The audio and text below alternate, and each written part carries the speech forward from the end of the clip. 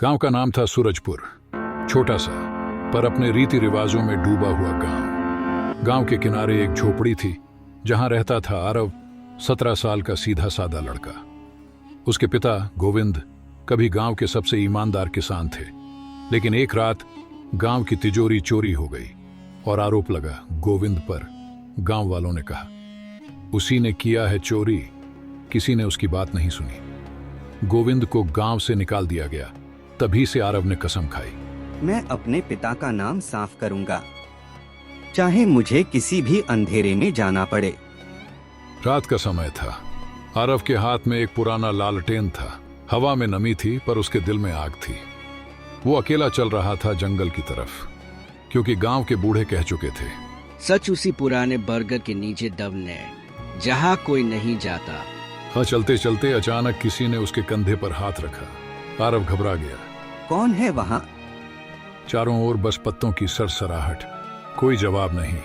जब उसने पीछे मुड़कर देखा, कोई नहीं था, लेकिन सामने जमीन पर कुछ चमक रहा था।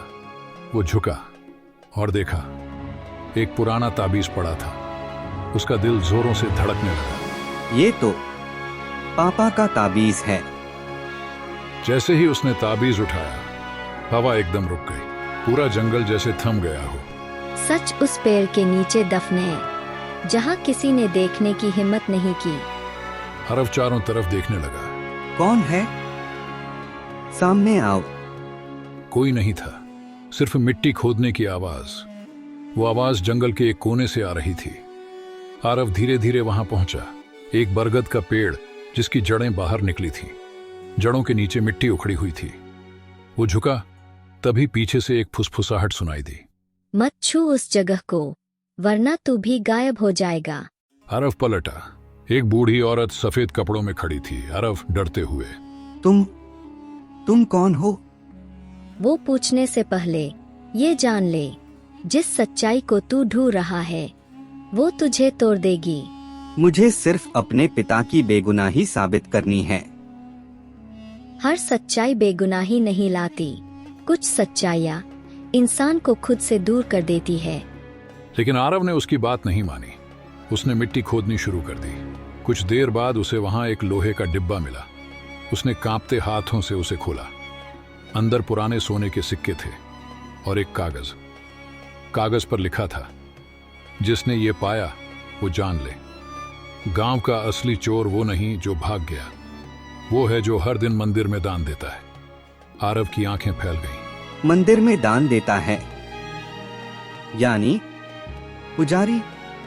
आरव भागता हुआ मंदिर पहुंचा, पर मंदिर के दरवाजे खुले थे। आधी रात को मंदिर में कौन? वो अंदर गया, देखा पुजारी तिजोरी के पास कुछ रख रहा था। रुकिए। पुजारी पलटा और मुस्कुराया।